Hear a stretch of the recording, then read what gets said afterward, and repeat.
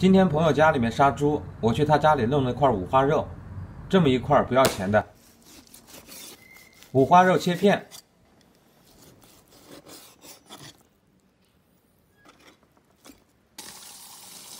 这些是配料：白菜杆1分为2，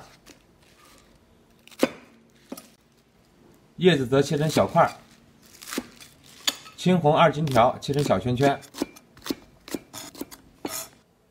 姜蒜、泡椒、小米辣全部剁成粒备用。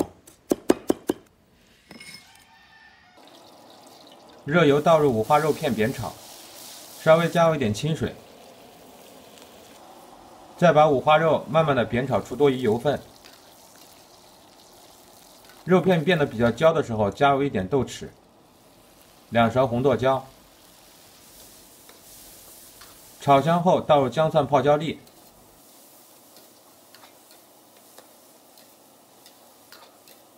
中间加入适量的料酒，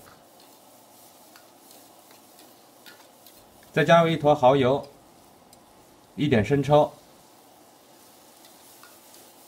炒香以后倒入白菜叶，开中小火翻炒1分钟。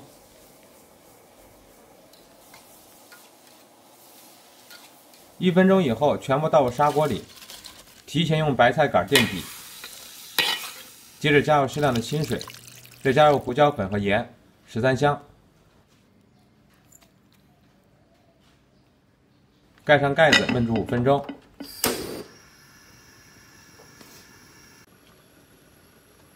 5分钟后倒入青红辣椒就好了。喜欢我就关注一下，想吃什么就告诉我。我是小猫，我们下期见。